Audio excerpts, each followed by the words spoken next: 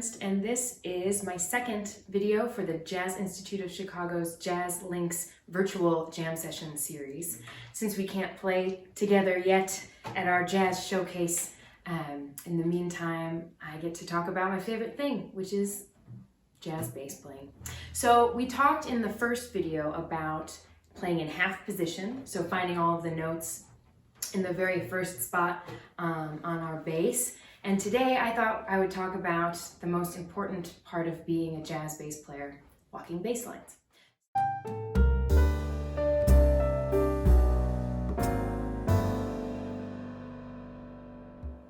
As a bass player, our biggest role, the greatest joy in life that we have is to play as part of the rhythm section. And so we have our drummer who's playing rhythmically to accompany our soloist who's playing melodically. And we have chord instruments like piano, guitar, vibraphone, and they're all playing the harmony of the song to accompany our soloist. And then there's the bass, which is this cool hybrid of all of those things. We have a rhythmic job, we have a harmonic job, and we have a melodic job.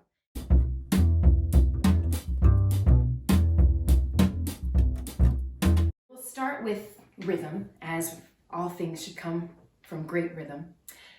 The two things we'll talk about today are steady quarter notes and full sound. If you've been to a jam session and you've ever been playing and there is a disagreement in the rhythmic feel of a song, you'll notice that it doesn't feel quite right. And one of the things we all are working towards as students of this music is playing in a way that feels really good and in time.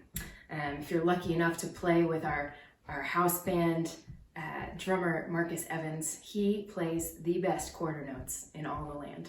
And we want to emulate that kind of really great feeling quarter note as bass players. So with steady quarter notes on the bass, that means whatever tempo is offered up at the beginning of the song, we want to stick with that tempo and make it feel good. So here is a steady quarter note bass line over a 12-bar blues. 1, 2, and 3, 4.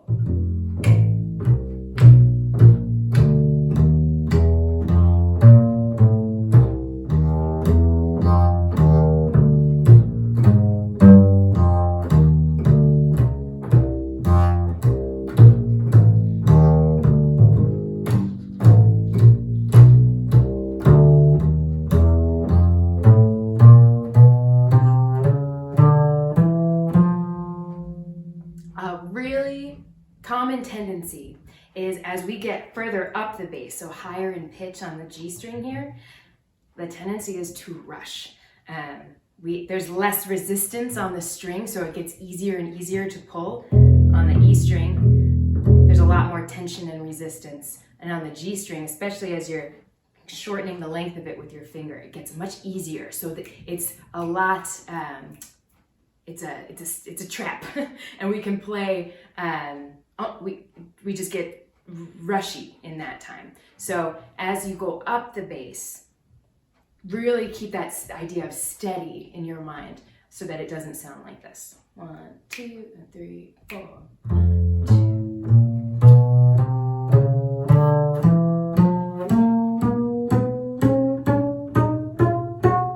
It's so easy to play too fast. Instead, we want to play nice and steady, like this. 2, 3, 4.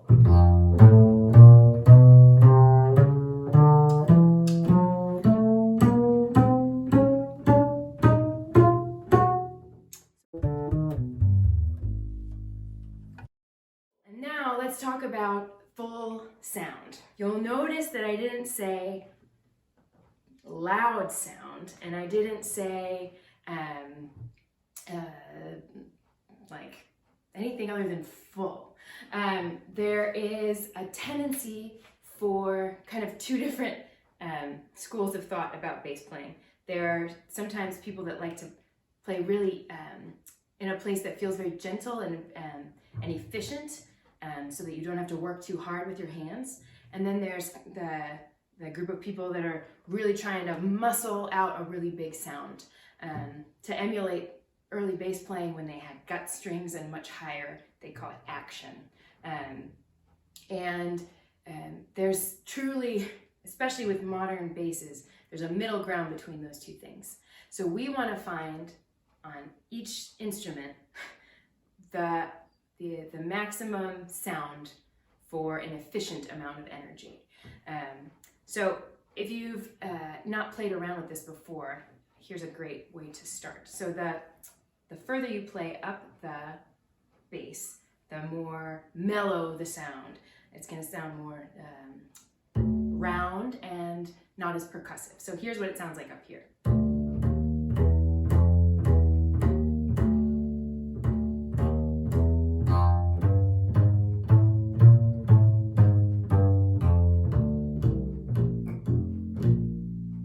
It's very, I call it round, sweet, very low tension, not a lot of effort in my right hand. And then if we were to go polar opposite, now I'm gonna play really close to the bridge, past the fingerboard even, just so you get like the real contrast between the two, and see how this sounds.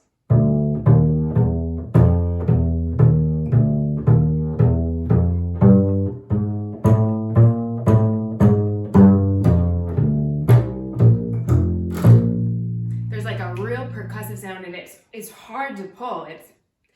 There's a reason that we don't play past the fingerboard, and that's because there's so much tension and a lot of that percussion sound. So you really want to dial in the two different elements of that. That bright kind of twangy percussion sound that's closer to the bridge, and that rounder, more sweet sound that's closer to the nut here. So when you balance those two out, you'll usually land kind of near the end of your fingerboard. All fingerboards have different sizes and basses are all slightly different. But if you think about it as kind of mixing those two different sounds, you'll probably land around the end of your fingerboard. And the sound of it is this.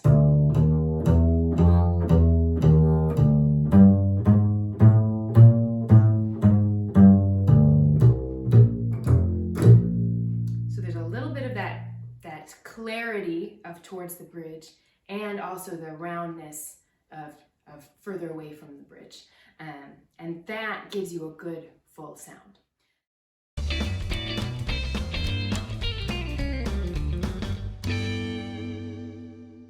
And now we're going to talk about the harmonic part of our job. As bass players, we aren't just timekeepers, we're also helping out with the soloist hearing the harmony of the song. And when I started playing the bass, I got away with only knowing the roots of most of the chords, but not the entire chord, for a good couple of years as I was starting out. And so I would play things like an F blues. I would just play, I'm like, I know I have to play an F, and then I know I have to play a B flat, and then everything else in between was kind of a guess. And sometimes it worked out, and sometimes I would be really playing strong major thirds on a minor chord because I didn't know how to build the chords that were part of the song. So, as bass players, we are just as much on the hook as horn players, piano players, in knowing the harmony of a song, not just the root movement. So I'll give you a crash course moment in case this is a refresher or if this is brand new to you. And this would be a great part of the video to rewind and play through things on your instrument or write things down. But this is some real good building block stuff if you are not super comfortable with arpeggiating chords yet. This will be a good formula moment for you. So first, chords are basically notes stacked on top of each other. And so a major chord is one, if we play the major scale, 1, F, G, A, B flat, C, D, E, F. That's our F major scale from our half position video. And to build the chord, I'm gonna just skip every other note, and I'm going to start on the root. So I'm going to play F, skip G, play A, skip B flat, play C, skip D, and play E natural, and that's my major 7 chord. So F, A, C, E, C, A, F, major 7. Anytime you see something that says F major 7, or like F in a weird triangle, or F MAJ 7, that's what they're asking for, is think about the major scale, and you're skipping every other note of the major scale, and you have a major 3rd, ding dong, major 3rd, 1, 3, 5, a major triad, and the major 7, which is a half step away from the root. 1, 3, 5, 7, 5, 3, 1, major 7. The next chord that is commonly found in jazz music is the dominant 7th chord. This is what our 12-bar blues really highlights beautifully. But it's the sound of a major scale with a lowered 7th. So the 7th note of the major scale, instead of playing T-do, we're gonna play flat 7 to 1. And that sound is all over the place in jazz music. And that is a really great scale to learn, and a really great chord to be able to play in all 12 keys. So the formula for that one is 1, 3, 5, flat 7, 5, 3, 1, dominant 7th. Major 7 is 1, 3, 5, 7, 5, 3, 1. Dominant 7th is 1, 3, 5, flat 7, 5, 3, 1. Awesome. The next one that's super popular is the minor 7th chord. And that one, instead of 1 major 3rd, 1, 3, 5, we're gonna play a minor 3rd. 1, flat 3, 5. Now we have that moody minor sound. 1, flat 3, 5.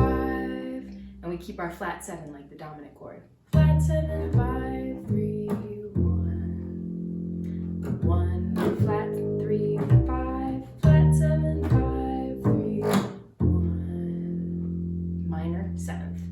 Which is, so now let's review. We've got our major 7. 1, 3, 5, 7, 5, 3, 1. Dominant 7th. 1, 3, 5, flat 7, 5, 3, 1. Minor 7. 1, flat 3, 5, flat 7, 5, 3, 1. And the next one is called a half diminished chord, and sometimes you'll see it as it says minor 7, flat 5, which is basically just the recipe for how to make it. So we take the minor 7th chord that we already know, 1, flat 3, 5, flat 7, 5, 3, 1, and we lower the 5, we flat the 5. So it sounds like this. 1, flat 3, instead of 5, we're gonna go flat 5. So 1, 3, flat 5, flat 7, flat 5, flat 3, 1, 1, flat 3, flat 5, flat 7, flat 5, flat 3, 1. And that is the half diminished or minor 7, flat 5 chord. And the final one is, the coolest and spookiest of them all. It's called the fully diminished, or the diminished 7th chord. And that is taking that half diminished and moving our flat 7 down another half step. We call it a double flat, or we lower it a full whole step from the major 7. So that sounds like this. 1, flat 3, flat 5, and then double flat 7, super epic, flat 5, flat 3, 1. And if you look at the diminished arpeggio, you'll notice that it's all minor thirds. So F to A flat is a sad minor 3rd, A flat to B or C flat is a sad minor 3rd, and B to D is a sad minor 3rd, and you can keep going forever. And it's all just minor thirds stacked on top of each other. As you get more advanced in jazz harmony, these diminished sounds become very helpful. But those are the 5 main chords. Feel free to rewind that 100 million times as you get comfortable with those formulas. By thinking of them as 1, 3, 5 or 1, flat 3, 5, that just gives you the formula so that you can play it in any key. I played an F as a demo, but all of these chords can You can use that formula for each one to play in any key.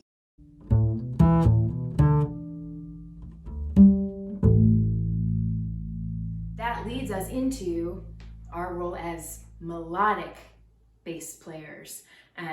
When we're accompanying with walking bass lines, we're making a beautiful sloping melody with our quarter notes. And I think a good way of kind of distinguishing a jazz walking bass line from maybe like a blues walking or like a blues bass line or a kind of rock and roll type sounding blues bass line is that the more like bluesy rock and roll type bass line is pretty much focused on the harmony and the rhythm, and there's less of kind of a sloping melody involved. So you might have heard a bass line like this in like a rock and roll or like blues line, and it goes like this.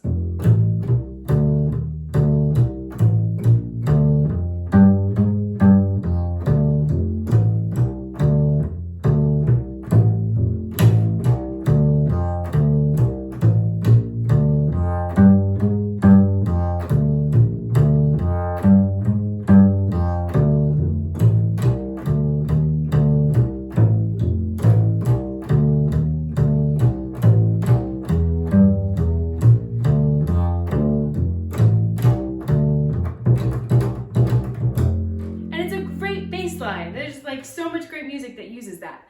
But stylistically, jazz musicians over time, jazz bass players over time, created these kind of smoother, kind of snakier lines to get us through the harmony. In the bass line I just played, there's a lot of these big leaps between chords. So I'll play an F7 chord, and then I'll play a B flat 7 chord, and then to get back to F7, I'm going from this note all the way down to F again. And it's super harmonically clear and rhythmically steady, but to get that melodic, slopey sound, jazz bass players will do something that sounds more like this. 1, 2, 3, 4.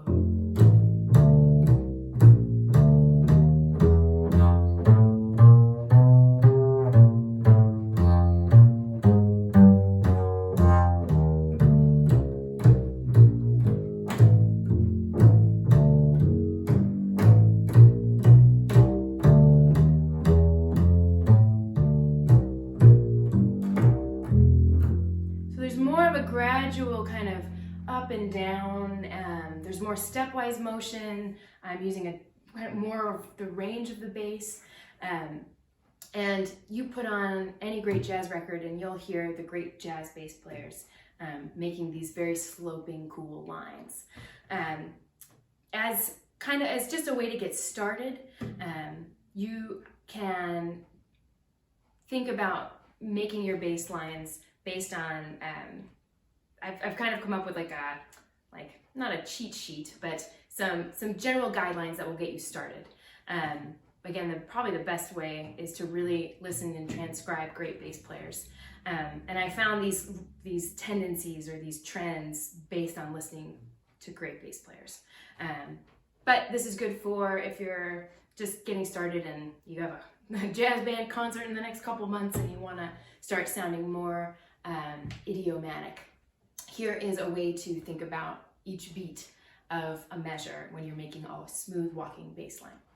So first of all, to outline and be clear about the harmony, it's a great place to start to play the root on beat 1. The next common thing to play on beat 1 might be beat 3, because that gives us a certain amount of harmonic information. But if you're just starting or you want to be really clear, playing the root on beat 1 is a brilliant idea. So that has decided for us what we're going to play on beat 1. We're going to play the root of the chord. And let's use the first 2 chords of a 12-bar blues. So here's F7 going to B flat 7. So 1 going to 4. As bass players, we'll play that 10 bajillion times in our lifetime. So I'm gonna play the root on beat 1 of both of those measures. So for the first one, the root is F, and then I'll play 2, 3, 4, and then I'll play the root of the B flat 7 chord, which is B flat. 1, 2, 3, 4. Then for beat 2, I can either play a chord tone, so one of the 1, 3, 5, 7, or I can play a note that connects me to a chord tone for the next beat. So you can either play part of the arpeggio, or you can play a stepwise note that gets me into a chord tone for beat 3. So let's see, for this first one, I'd like to be smooth and stepwise. So I'll play F and then G going to A. So I'm playing 1, 2, 3 of the F7 chord. And now I have one beat left to figure out what to do. I already know where I'm gonna land. I'm gonna land on B flat. So I can't play, or it's misleading to play B flat on beat 4 because it sounds like I get to the next chord too early. So what I wanna do is play something that leads me into the B flat. And I can either play a chord tone, or I can play something that's just a half step away from the note I'm gonna arrive on, that B flat. So I can either play F, G, A, C, B flat. So I played a chord tone, C is the 5th, and it moves stepwise into B flat.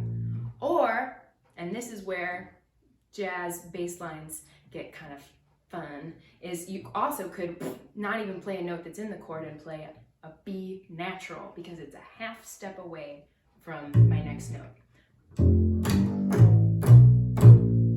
And the reason that that works is by the time we get to beat 4, our job as bass player has changed from harmonic clarity to transitioning, pulling the listener into the next chord. We are really kind of the tour guides of the harmony as bass players. So it's more important on beat 4 to pull into the next chord than it is to help reinforce what the harmony was earlier in the beat. I'll say that again because it's kind of a lot. When we're playing walking bass lines, by the time you play beat 4, it's more important that you lead stepwise into the next chord than it is to play a note that's part of that bar's harmony. And you've heard this before, I swear. So like bass lines like this, 1, 2, 3, 4.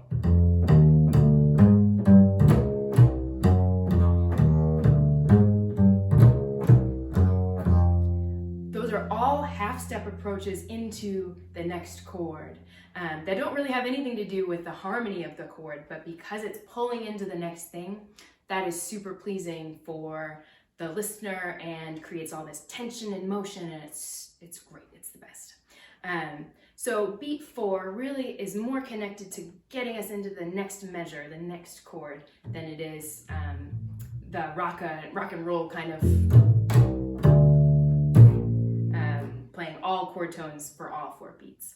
And that, I think, is the real big distinction to make between like just playing arpeggios as bass line and then getting more of these sloping sounds. So if you can start looking at your bass line construction in that way, where beat 1 is either the root or the 3rd, beat 2 is either a chord tone, 1, 3, 5, 7, or stepwise leading us into another chord tone. Beat 3 is either a chord tone or a chromatic note that's leading us into a beat 4. And then beat 4 is leading stepwise into the next thing. That's going to give you that real smooth sounding jazz bass line. And I'll play a few common bass line shapes to get you started, and from there, it's in your court. You have to come up with 15 bajillion different ways of getting from one point to the other, because that's really the beauty of what we do as bass players, is we are connectors. So here is a common bass line shape going from that 1 to 4 chord in a blues. So here's one. We can go 1, 3, 5, We could go 1, 2, flat 3, 3, 1. We could do 1, flat 7, 6, 5, 1. Beautiful. Or we could go 1, 5, 1, flat 7, 3, 5, 1, flat 7. And there's so many more. I mean, so many more. If you use those guidelines, that's great. You could transcribe bass players and figure out some other ways of doing it.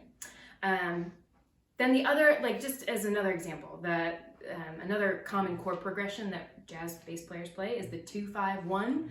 So in F, that'd be G minor 7, C7, and F major 7. And we can do that same sort of rules for that, and that could sound like this.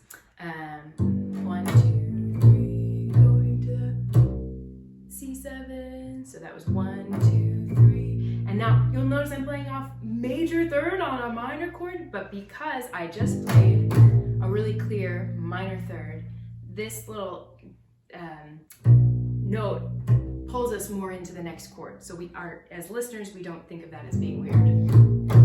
It just sounds smooth. So we could do 1, 1, 2, 3, 1, and you could just go all the way up stepwise into the F major chord.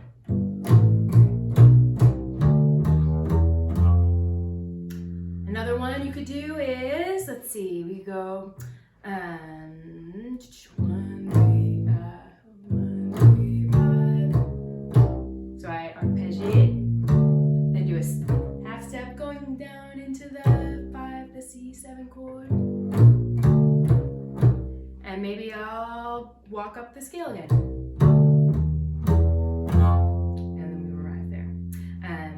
So if you are super advanced, I invite you to come up with as many different ways of moving through a 2-5-1 as you can possibly imagine. And if you are brand new and just a beginner, I invite you to come up with as many different ways that you can find to play through these common chord progressions. It's a lifelong pursuit, and there's just so much to unlock. So, as bass players, we think about rhythm, we think about harmony and melody, all in one. And if we can get all three of those things happening, you're going to be the most swinging and best musician that anyone could ever hope to hire. So good luck. Hope to see you soon at a jam session through Jazz Institute of Chicago's Jazz Links Jam Session program. I look forward to hearing all of the different ways that you're going to play through a 2-5-1 and through a blues, and we will see you soon. Bye-bye.